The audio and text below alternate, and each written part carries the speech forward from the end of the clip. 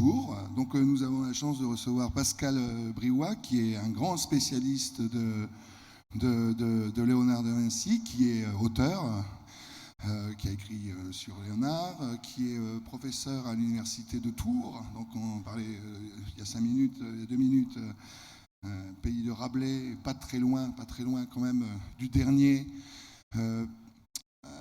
Havre de Léonard de Vinci.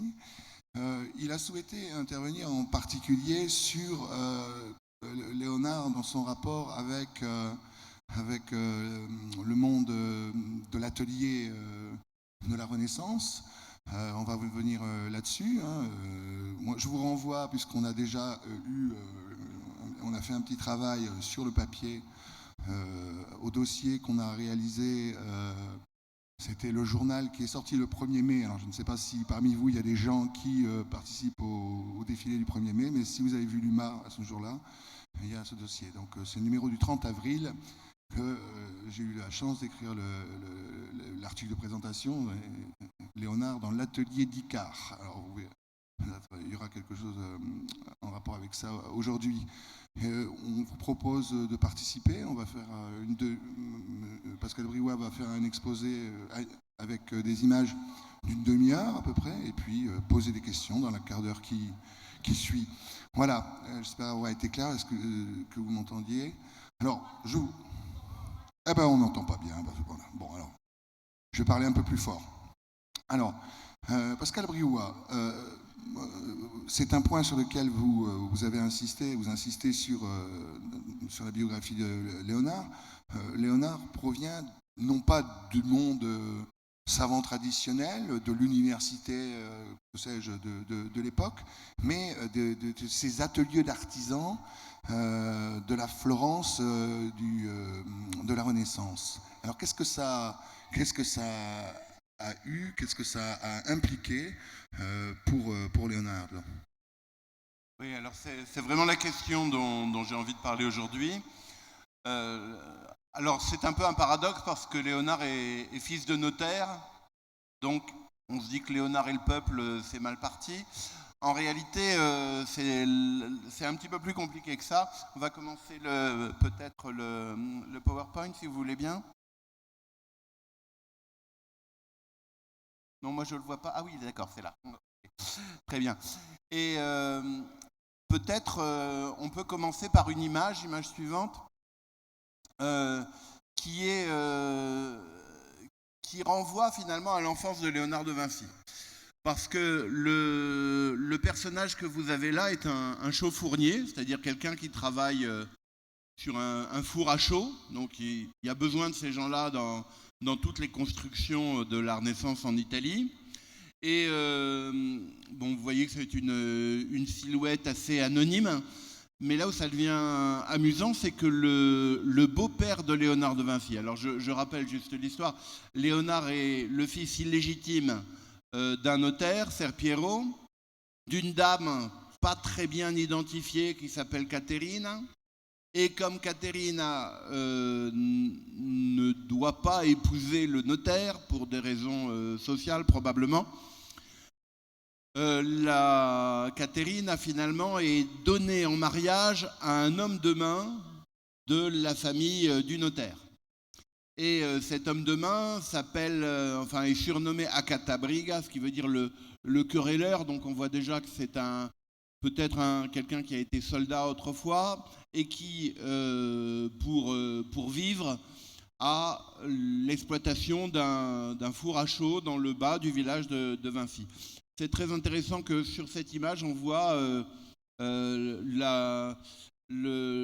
toutes les activités et tous les outils d'un chauffournier. Alors si on continue un petit peu avec l'image suivante, on voit que Léonard à Vinci est très intéressé par le monde du travail. Ici, vous voyez toute une série de représentations d'ouvriers dans un champ d'olivier. Alors il y a un vrai intérêt de Léonard pour les gestes du travail. Vous le voyez là, pour qui connaît la Toscane, voir par exemple ce personnage à gauche qui qui secoue un olivier, les personnes qui vont ramasser les olives, tout ça, ça dit quelque chose du monde du travail dans le petit village de Vinci. Et si on continue encore avec une autre diapositive, on arrive, vous voyez ici le village de Vinci, image suivante. Pour situer où est Vinci, on est au nord de Empoli, c'est-à-dire que si vous tracez une ligne entre Florence et Pise, à mi-chemin vous avez Empoli et vous voyez qu'au nord d'Empoli vous avez Vinci. Alors la déclaration de naissance de Léonard par le grand-père de Léonard, vous l'avez ici, c'est quelque chose d'assez étonnant parce que Léonard est dit fils de Ser Piero, donc le notaire Piero de la ville de Vinci, c'est-à-dire que le nom de Vinci n'est pas un patronyme, c'est un lieu de provenance. Donc moi je préfère toujours dire Leonardo à dire Vinci, parce que Vinci c'est le lieu de provenance. Et Léonard d'une certaine manière appartient à une strate culturelle intermédiaire. Il appartient à ce monde qui est en train d'émerger entre 15e et 16e siècle, de gens qui ne sont ni des lettrés, ni des illettrés. Il est entre les deux. C'est-à-dire que les marchands, les artisans, les notaires de cette époque, sans aller à l'université, et Léonard ne pourra jamais aller à l'université puisque, en tant que fils illégitime, il est interdit d'université, c'est quand même quelqu'un qui lit. C'est quand même quelqu'un qui lit et qui écrit dans l'écriture qu'on appelle la mercantesca, dans l'écriture des notaires. Et ça, c'est important. C'est-à-dire que Léonard n'est pas un savant. C'est-à-dire que quand dans les manuels d'histoire, on vous explique que Léonard est un humaniste, en fait, c'est faux. C'est faux parce qu'il ne parle pas latin, encore moins le grec. Et il est véritablement quelqu'un qui est issu d'un monde qui est un monde du travail. Image suivante. Vous voyez l'église de... Non, c'est l'image encore suivante. Voilà l'église de Vinci où Léonard a été baptisé. En fait, il faut imaginer une nature, image suivante, que Léonard a beaucoup regardé. L'enfance de Léonard, c'est aussi l'école de l'observation. De la nature, Léonard est très largement un autodidacte. Alors, image suivante, vous voyez qu'on a un grand-père, Antonio, qui est... non, c'est l'image d'avant. Un grand-père, Antonio, qui a décidé de retourner vivre à la campagne. Toute la famille, depuis des générations, était notaire. Ser Piero, le père, est notaire. Francesco, qui va beaucoup s'occuper de Léonard et son oncle, il fait pas grand-chose et puis il finit par devenir marchand. Et la mère, Caterina, est plutôt du peuple. Voilà, image suivante. Vous avez ce qui est présenté aujourd'hui à Vinci comme la maison natale de Léonard. En fait, c'est pas du tout la maison natale de Léonard, mais comme c'est à peu près la seule maison du XVe siècle qu'on ait dans le village, c'est celle-là qu'on vous montre. Image suivante, vous voyez, c'est important de voir ce que sont les paysages de Vinci. Donc, vous voyez ces paysages de vignes et d'oliviers. Image suivante encore, de temps en temps, Léonard retourne dans ce village et ici, vous voyez qu'il dessine il a hérité de son oncle Francesco un moulin à huile, un fantoio comme on dit en Italie, et ce moulin à huile, il a décidé de le transformer en moulin à broyer les couleurs. Vous voyez un peu tout ce qu'on arrive à dire de Léonard et voilà, image suivante encore, les animaux que Léonard croque au moment où il prépare un tableau qui s'appelle l'Adoration des mages. Donc il connaît extrêmement bien la campagne et dans l'atelier où il va être formé à Florence, on sait qu'il est un très bon peintre animalier. Image suivante encore, un petit peu plus tard, quand Léonard va être à Milan à partir des années 1480, vous voyez qu'il est toujours intéressé par le monde du travail. Là, ici, on est dans le prototype de ce que pourrait être une usine, c'est-à-dire un endroit où il y a beaucoup de monde qui travaille en commun, et cet endroit, c'est l'arsenal. Vous voyez ici les corps qui s'activent autour d'une bombarde, et les ouvriers sont vraiment nanifiés par le monde dans lequel ils interviennent. Alors, en fait, tout au long de sa vie, image suivante, Léonard est très au contact des ouvriers. Il faut absolument le savoir, parce que sinon on ne comprend pas qu'une bonne partie des techniques présentées par Léonard sont des techniques d'ouvriers. Parfois il le dit. Par exemple, à propos de ces dispositifs que vous voyez là, qui sont des dispositifs anti-frottement pour les cloches. Eh bien, Léonard écrit dans la marge du premier dessin, Jules, l'Allemand, Giulio Tedesco, me dit que chez lui, on utilise ce genre de dispositif anti-frottement pour les cloches, mais ça ne marche pas si bien que ça, donc je propose un autre système qui est celui de droite, où vous avez les cartes de cercle autour de l'axe de la cloche qui entoure le système. Ce qui est important ici, c'est surtout de retenir, au-delà de l'invention technologique, qu'un certain nombre d'inventions technologiques viennent à Léonard de l'observation de ce qui l'entoure. Et il est une véritable éponge aux savoirs qui lui sont contemporains. C'est important de comprendre ça parce que, en fait, il est parfois très difficile de dire si le dessin correspond à une invention de Léonard ou correspond à la façon dont Léonard comprend des technologies qui lui sont contemporaines. Image suivante, on voit aussi l'intérêt de Léonard pour le monde du travail sur les chantiers. Ici, par exemple, tous les outils que l'on utilise dans un chantier de fortification. Image suivante. Alors ça, c'est encore un autre cas tout à fait intéressant. Vous voyez que Léonard, qui travaille sur les chantiers de fortification, il va être un ingénieur militaire, il va être l'ingénieur militaire principal de César Borgia, mais il travaille aussi pour la République de Florence, enfin pour un certain nombre de commanditaires. Et en tant qu'ingénieur sur le terrain, il s'intéresse aux gestes du travail et à l'optimisation des gestes du travail. C'est-à-dire que, pour le dire de façon un peu anachronique, vous voyez, on est chez Léonard dans quelque chose qui précède le taylorisme. Vous voyez, par exemple ici, comment optimiser le travail d'ouvriers, de sapeurs qui sont en train de creuser un fossé et de remonter une fortification à côté. Donc, il faut économiser les gestes, et Léonard le représente. De la même façon, quand Léonard décrit une cuisine, il décrit exactement les gestes et la façon dont on doit se placer dans la cuisine. Et cette optimisation des gestes du travail, évidemment, c'est une exploitation des ouvriers. Donc ici, on ne peut pas dire que c'est un intérêt sympathique pour les ouvriers. Là, les ouvriers sont les gens qui travaillent pour lui.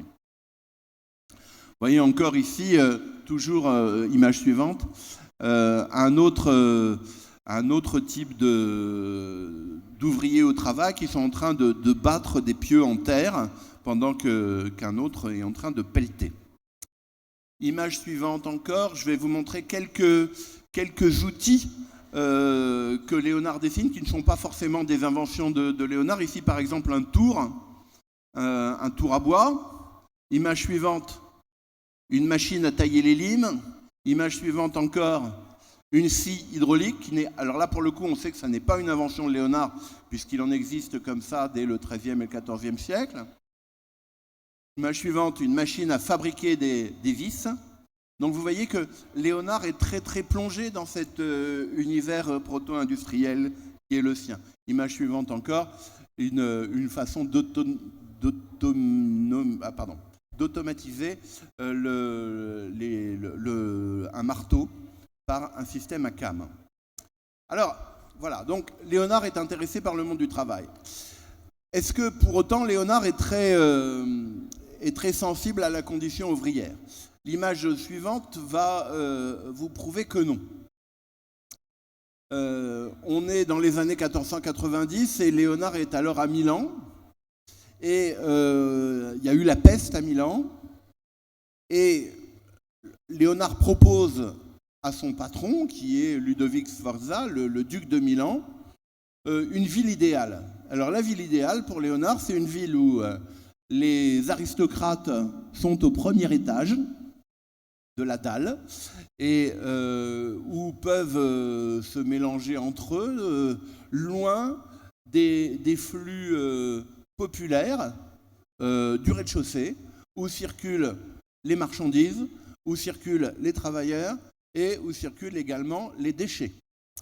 Donc, en fait, si vous regardez bien la façon dont Léonard s'intéresse à une ville idéale pour Léonard, c'est une ville où les élites sont bien ségrégées du monde du travail. Alors, après cette longue introduction, ce que je veux dire maintenant, c'est que, en fait, cette fréquentation du monde du travail est très importante pour la façon dont Léonard va penser de façon originale les sciences. Alors, image suivante. Vous voyez, qu'apprend-on dans les ateliers? Alors, image suivante encore.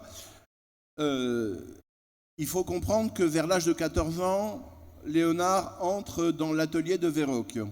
Verrocchio, c'est donc un des grands peintres de la Florence du XVe siècle. Ici, vous avez à gauche une représentation idéale de ce que serait un atelier, mais on y voit quand même quelque chose, c'est-à-dire que on y voit que dans l'atelier, il y a à la fois des arts mécaniques, avec des gens qui travaillent le plâtre sur les murs d'un palais, qui travaillent le bois, qui travaillent la sculpture, etc. Et puis des arts plus sophistiqués, c'est-à-dire que vous avez la musique, vous avez l'arithmétique, vous avez l'astronomie, c'est-à-dire les arts majeurs. Et l'atelier, c'est un lieu effectivement où se rencontrent divers types de savoirs. Les savoirs de cette catégorie intermédiaire qui a un petit peu accès aux savoirs savants et les savoirs mécaniques traditionnels. Il faut souligner que Léonard à Florence va travailler par exemple à la fabrication du globe qui va couvrir la coupole du dôme de Brunelleschi. Brunelleschi commence ce dôme en 1420 et le chantier est totalement terminé dans les années 1470. Et là, vous voyez que Léonard est spécialisé dans la soudure des éléments du dôme. Image suivante. Donc, quand on parle d'atelier, il ne faut pas imaginer l'atelier bohème de Montmartre. Il faut imaginer plutôt un endroit qui est comme une usine, qui sent très fort la térébenthine, l'huile de lin et tous les produits chimiques qu'on utilise, où il y a des fours, où il y a évidemment des machines pour la sculpture. Ici, vous avez aujourd'hui ce qu'est l'atelier delle Pietredure à Florence, qui m'évoque beaucoup plus Léonard qu'un atelier de peintre moderne. Image suivante, on va la passer. Image suivante encore, voilà. Ce qui me paraît important dans cet atelier, c'est que il faut bien comprendre qu'un atelier, c'est un centre expérimental où on travaille divers types de matériaux, où les travailleurs ont chacun une spécialité particulière. Ça peut être le bronze, ça peut être la terracotta, ça peut être le marbre, le porphyre, ça peut être le bois, ça peut être les dorures, ça peut être le travail de bijoutier. Et il est très important de comprendre que c'est un travail collectif, où chacun passe à celui d'à côté ses savoir-faire. Si vous prenez par exemple le tombeau des Médicis que vous avez à droite sur l'écran, vous voyez qu'il y a à la fois, il y a un peu de tout. Il y a à la fois du travail de brique, il y a un travail de marbre, il y a un travail sur le bronze, il y a énormément de savoir-faire qui correspondent à la fabrication d'une œuvre particulière. Donc dans l'atelier de Verrocchio, Léonard apprend plusieurs types de savoirs. Image suivante. Ici vous voyez un tailleur de pierre. Image suivante. Ici vous voyez le dôme de Florence en chantier. Ça aussi c'est ce qu'on apprend dans l'atelier de Verrocchio. De même que dans l'atelier de Verrocchio, on apprend éventuellement à fabriquer des machines, à fabriquer des machines de théâtre, à fabriquer des trucages et, image suivante, à fabriquer des échafaudages. Et ici, ce que vous avez, c'est un portrait d'un des architectes du dôme de Florence qui s'appelle Ghiberti. Et le petit-fils de Ghiberti, alors Ghiberti s'est représenté ici en ronde-bosse, et à côté de cet autoportrait de Ghiberti, vous avez un dessin extrêmement étonnant qui n'est pas de Léonard de Vinci, d'un treuil avec des dispositifs anti-frottement. Donc vous comprenez que Léonard ici absorbe toute une technologie qui le précède. On y reviendra si vous voulez au moment de la discussion, mais ce que je veux dire, c'est que la notion de génie, elle est, vous voyez, Léonard c'est un génie, voilà un lieu commun qu'on entend partout. Alors, l'intelligence de Léonard de Vinci ne fait aucun débat, bien sûr, je vais vous le montrer d'ailleurs. Mais en revanche, la façon dont Léonard construit son savoir, c'est une façon collective et c'est important de le rappeler. Image suivante, si vous voyez par exemple cette grue et que vous vous dites « Ah, Léonard c'est un génie, il a inventé ça », ça ressemble pas mal à nos grues modernes. En réalité, c'est une grue de Brunelleschi. Donc le travail s'apprend aussi en copiant le travail des autres. Image suivante. Là, c'est un treuil de Brunelleschi. Image suivante encore. Voilà, quelque chose qui peut nous permettre de revenir sur la question du génie. Parce que vous voyez ici une scie hydraulique. Vous voyez ici un parachute. Alors je m'amuse parfois avec des enfants à leur montrer ces choses-là, et là ils me disent « Ah, Léonard c'est un génie », mais en fait pas du tout. Ces dessins sont des dessins d'ingénieurs qui précèdent Léonard. Donc Léonard n'a pas inventé le parachute, Léonard n'a pas inventé la scie hydraulique, et ça contredit complètement ce que l'on voit très souvent dans des musées, notamment en Italie, où on veut absolument insister sur le génie de Léonard de Vinci. Je continue, image suivante. Vous voyez, ces machines militaires, Léonard va les copier aussi. Et là encore, c'est la génération d'avant. Vous voyez, 41, pardon. Léonard naît en 1453. Image suivante. Léonard est dans un monde florentin qui est un monde où les menuisiers sont aussi très, très importants. Le Cecca, par exemple, et le Francione sont des personnages qui travaillent sur des fêtes à mystère et que Léonard rencontre.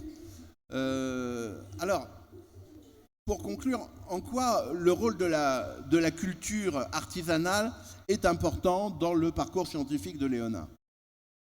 Ici, je passe les choses à lire. Très important de comprendre que Léonard, à la différence d'un universitaire qui pense que tous les savoirs sont des savoirs essentiellement livresques, Léonard, chaque fois qu'il a, parce qu'il finit par avoir accès aux livres, c'est-à-dire qu'il apprend le latin, et puis il a des copains qui lui traduisent les choses qu'il ne comprend pas.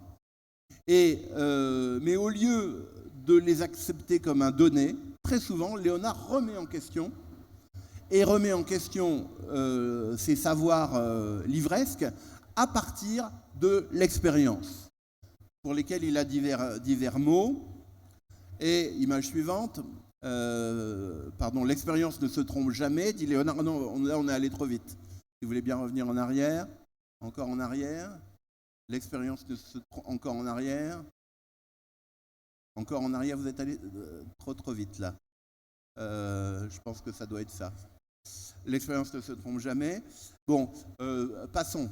Image suivante. Disons que quand Léonard dit expérience, il faut essayer de comprendre ce que ça veut dire le mot expérience chez Léonard. C'est plein de choses à la fois. C'est la découverte de procédés secrets, et là on est vraiment dans le monde de l'atelier. la découverte de techniques de fonderie, par exemple, etc. Ça peut être la probatio en latin, c'est-à-dire l'essai, c'est-à-dire on essaye plusieurs cuissons pour des céramiques, par exemple. Voilà, c'est ça l'approbation. Donc l'expérience, c'est ça aussi. On essaye plusieurs trucs et erreur, réussite, crée le savoir. L'expérience peut être un moyen de mettre à l'épreuve une théorie intellectuelle. Et l'expérience, ça peut être aussi une démonstration négative, c'est-à-dire qu'on prouve qu'une idée est fausse. Alors, tout ça est un peu abstrait. Alors, je le montre. Image encore suivante, on va passer. Image suivante, s'il vous plaît. Merci. Voilà, par exemple, sur cette image, Léonard écrit cette phrase « Fais cette expérience avec une barre de fer et fais le saut petit ». De quoi il s'agit? C'est une pompe. C'est une pompe. Vous voyez, il a commencé par agiter l'eau dans un seau. Il s'est rendu compte qu'en agitant l'eau dans un seau, ça faisait des tourbillons. Et il se dit que s'il pouvait mécaniser l'affaire, il pourrait imaginer que l'eau qui se transforme en tourbillon va partir sur le côté du seau et donc vider le truc. Utilisé de façon un peu intensive, ça permet de vider les marais pontins, par exemple. Vous voyez, des techniques là très intéressantes. Mais au départ, ça part de l'expérience de l'œil qui voit ce qui se passe dans un seau où on mélange l'eau. Alors, l'expérience peut aussi confirmer une théorie intellectuelle. Alors, pour aller vite, image encore suivante, s'il vous plaît, encore après. Voilà. Alors, ici, c'est un exemple, je me suis amusé à faire une web-série qui essaye d'expliquer ça. À l'époque d'Aristote, donc voilà un savoir livresque. À l'époque d'Aristote, 4e siècle avant Jésus-Christ, on pensait qu'une balle qui était lancée par le bras, ce qui faisait qu'elle continuait à avancer dans l'air, c'est que l'air qui était devant, il n'y a pas de vide chez Aristote, hein, l'air qui est devant passe derrière la balle et pousse la balle avec ses petits bras. Or, donc chez Aristote, on appelle ça l'antipéristase. Or, Léonard, après avoir accepté cette théorie-là pendant assez longtemps, a des doutes. Et se demande si d'autres auteurs, notamment des auteurs du Moyen-Âge, n'ont pas raison en pensant que pas du tout. Ce qui fait que la balle continue d'avancer, c'est que la main qu'il a lancée lui a imprégné une sorte de qualité qui est l'impulsion, impetus en latin. Et pour prouver que c'est plutôt cette théorie-là que celle d'Aristote qui est vraie, Léonard fait la chose suivante. Il dit, bon, mettons que je tire avec une escopette, c'est-à-dire ce genre d'arquebuse, dans une gourde pleine d'eau. Image suivante. Bon, on va passer le texte. Image suivante encore. Alors, moi, j'ai refait l'expérience, si vous voulez, dans un laboratoire de police. Et on s'est amusé, effectivement, à tirer avec une arquebuse, avec une caméra à haute vélocité pour voir ce qui se passait vraiment quand la balle traversait la gourde. Vous voyez, image suivante. Voilà, vous voyez qu'on a mis ici la gourde face au tube de l'arquebuse. Image suivante encore. On a tiré. Et image suivante. Voilà, alors la question est la suivante. Est-ce que si Aristote a raison, la balle entrant dans la gourde, vous êtes d'accord avec moi qu'elle entre dans de l'eau? Donc il n'y a plus d'air devant, donc on ne peut pas dire que l'air va passer derrière. On ne peut pas dire que c'est l'eau non plus, puisque les parois de la gourde l'empêchent. Donc si Aristote a raison, théoriquement la balle devrait s'arrêter. Or Léonard dit, l'expérience prouve que la balle ne s'arrête pas. Donc Aristote a tort. 2000 ans de science foutue à la poubelle quand même, voilà ce que ça veut dire. Donc on a là un bon exemple de la façon dont cette approche expérimentale, qui est l'approche de l'atelier, continue de fonctionner. Image suivante. Voilà, alors là vous voyez, on a modélisé le truc, on a remplacé la gourde par de la gelée. Et là, on voit que la balle traverse bien le milieu. Alors, bon, je passe sur la théorie des frottements parce que ce sont les images suivantes encore. Alors, continuons s'il vous plaît. Je vais sauter ça. Continuons, sautons tout ça. Encore, s'il vous plaît. Voilà. Je voudrais dire aussi que ce qui fait la pratique de Léonard, c'est différents usages de la maquette. Voilà quelque chose que Léonard a beaucoup appris dans les ateliers. Utiliser des maquettes, utiliser des modèles, soit des maquettes architecturales, soit des modèles réduits de statues équestres, soit des machines, des modèles en petit de grosses machines qui prouvent que la machine va fonctionner, soit carrément des modélisations de modèles physiques. Alors, image suivante. Encore image suivante, s'il vous plaît. Encore image suivante. Je passe tout ça pour aller vite. Encore image suivante. Voilà. Là, vous voyez divers maquettes, divers modèles que Léonard de Vinci a réalisés. Par exemple, quand vous voyez le fameux hélicoptère de Léonard, vous pourriez penser que Léonard est idiot parce qu'il n'avait pas de moteur pour faire tourner une telle vis aérienne. En réalité, si vous lisez bien le texte à côté, Léonard explique « Fais donc la maquette en carton et rajoute un ressort en métal au milieu et tu verras comment ça fonctionne. » Donc, vous voyez, Léonard fait toujours référence à des expérimentations en maquette. Image suivante. Encore image suivante. Encore image suivante.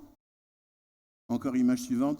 Oui, là, c'était le passage où je devais expliquer juste avant que Léonard est bien conscient du débat autour de est-ce qu'une maquette en petit, c'est exactement la même chose qu'une machine en grand, et il sait très bien que non, il y a des problèmes de résistance des matériaux qui se posent, qui sont plus compliqués. Je finirai simplement par un dernier exemple qui est la question de l'anatomie. Pour comprendre comment fonctionne le corps humain, et c'est là que Léonard est quand même très très en avance sur son temps, Léonard propose là encore de faire des maquettes.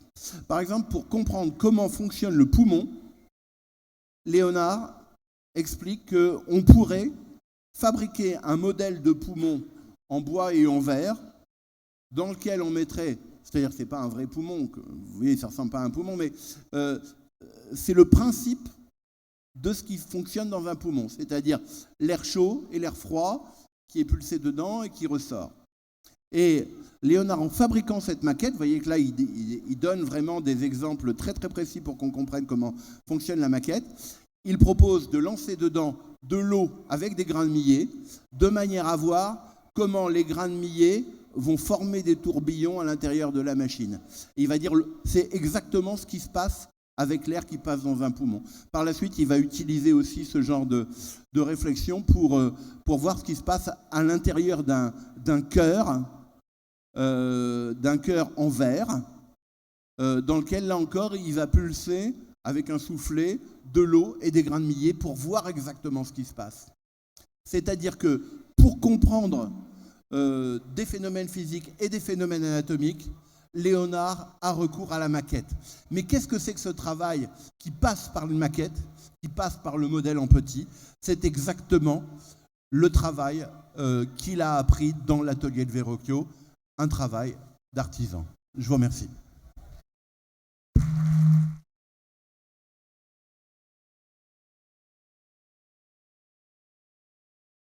Passer dans la salle, peut-être pour des questions. Moi, je vais lancer tout de suite la question, le temps que ça se fasse, si c'est possible, voir personne. Ce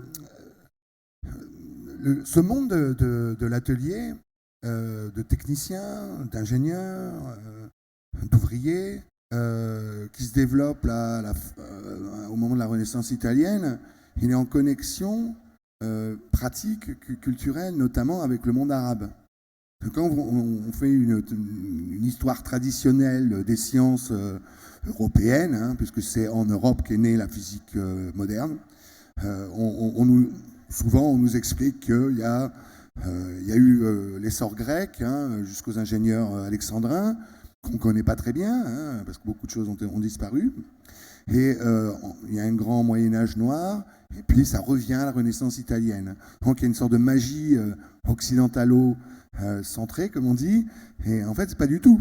Et justement, l'Italie est aussi un lieu de réception à ce moment-là de la science arabe théorique, mais aussi pratique. Et en quoi, justement, peut-être cet atelier-là, florentin, celui de Léonard, a été pratiquement cette jonction, alors qui s'est passé complètement à l'écart de l'université. Alors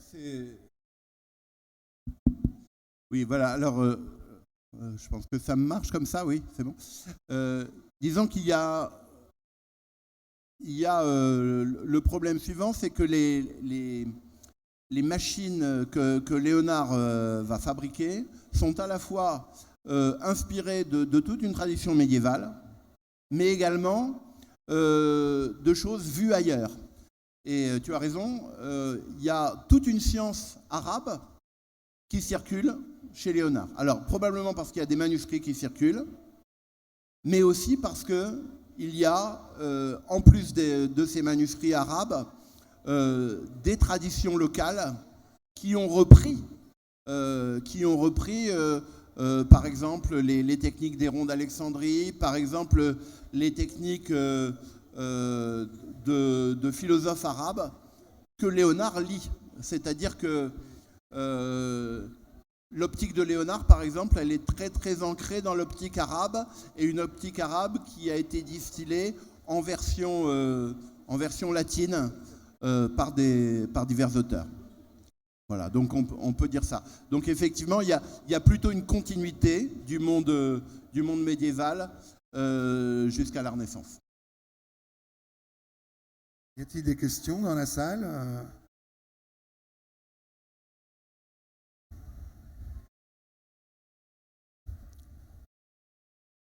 Alors, un des points qui est souligné dans l'histoire des sciences, hein, la rupture notamment avec la science aristotélicienne, hein, qui était dominante vraiment dans le monde savant universitaire, un des points de rupture, c'est l'esprit mécanique. Et bon, alors par exemple Descartes, hein, c'est ce qu'on appellerait un réductionnisme mécaniciste, enfin sous un certain aspect. Harvey aussi, celui qui a pensé, théorisé la circulation du sang comme une pompe, d'ailleurs, on pourrait en parler. Peut-être Stevin, qui était lui aussi un ingénieur, qui ont lancé les bases, sur la base d'Archimède, il a lancé les bases de l'hydrostatique moderne. Mais chez Léonard, comment vous avez souligné, notamment on a évoqué dans le numéro spécial qu'on a consacré à Léonard dans l'humanité, vous évoquez le fait qu'il y a quand même quelque chose aussi d'important sous un angle théorique, pas simplement de la méthode, mais sous un angle théorique, c'est que reprenant ces savoirs mécaniques, il y a une typologisation. Alors ça, c'est quand même quelque chose d'ordre la pensée axiomatique. Est-ce que vous pouvez expliquer un petit peu cette interconnexion entre la pratique, la méthode et cette proto-axiomatisation de la mécanique?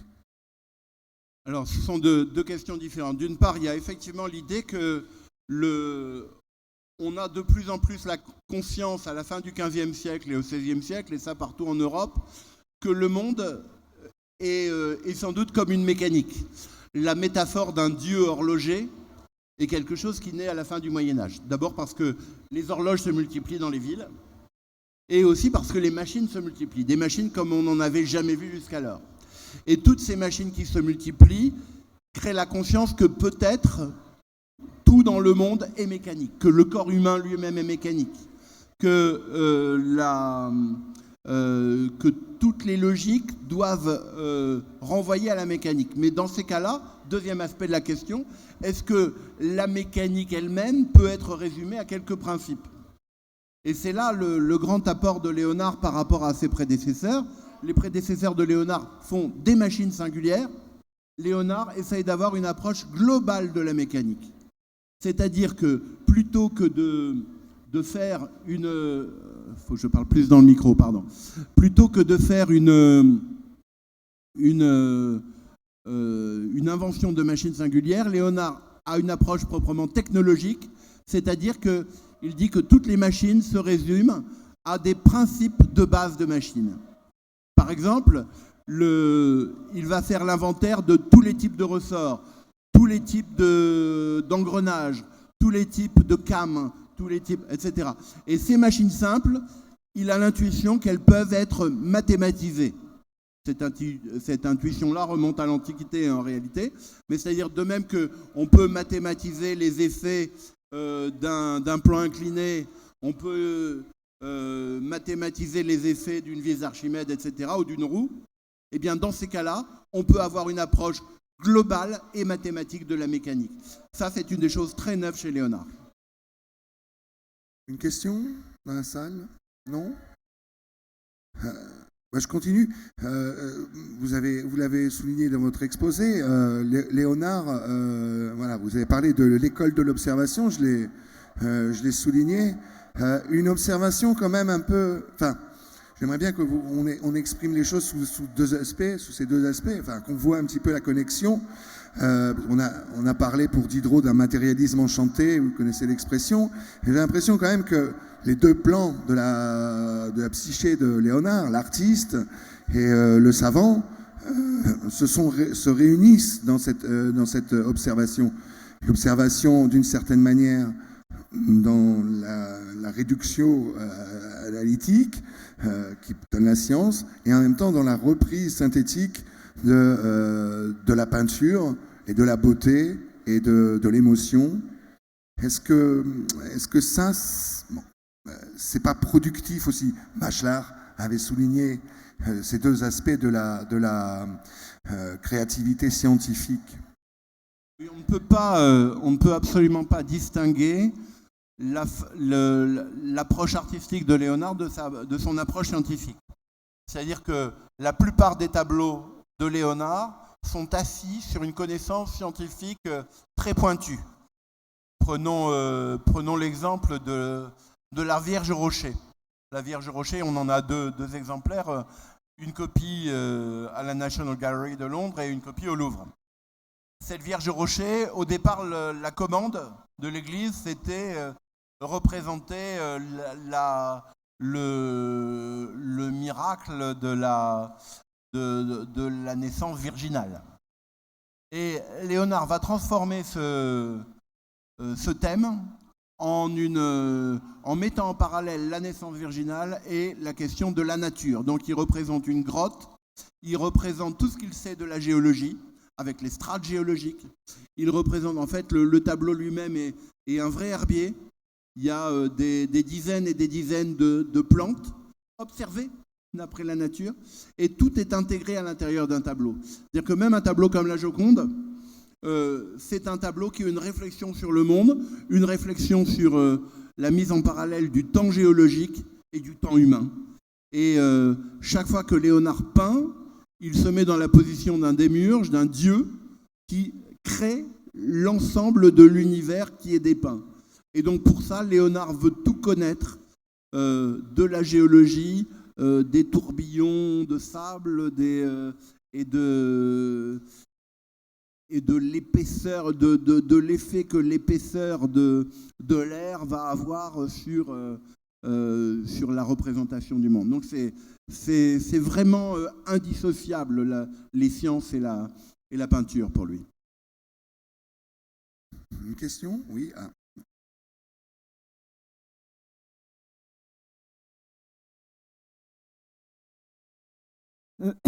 Vous nous avez bien montré en quoi Léonard de Vinci est, on pourrait dire, un des fondateurs, un des pères de l'expérimentation moderne.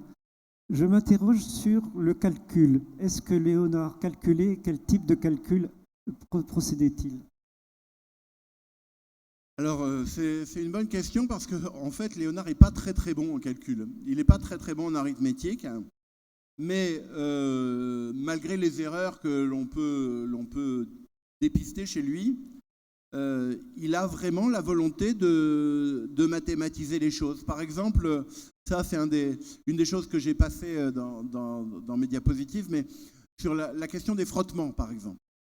Il veut non seulement... il observe qu'il y a des frottements, ça c'est une chose, mais ça on l'avait fait avant lui, mais il veut mathématiser les frottements.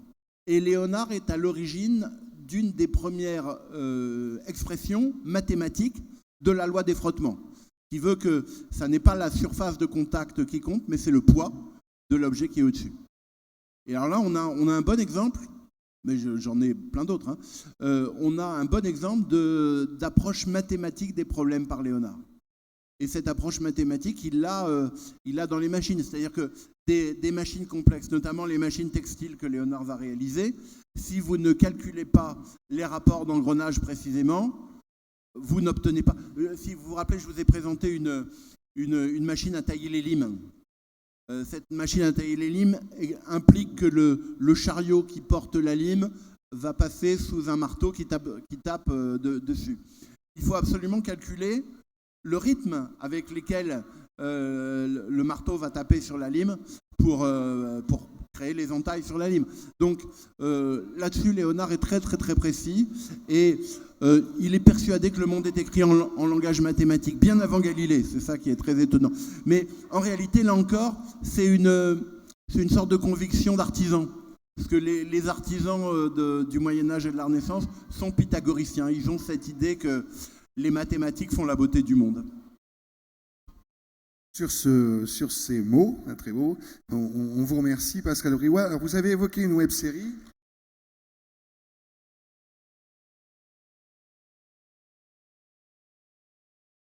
Une web-série que vous avez réalisée sur Léonard. Alors, on peut la trouver où? Alors, la web-série, c'est 12 épisodes de 20 minutes. Vous la trouvez sur Google, vous tapez simplement sur les pas de Léonard de Vinci. Et après, vous suivez le chemin, vous allez trouver sur les pas de Léonard de Vinci. Merci. Merci.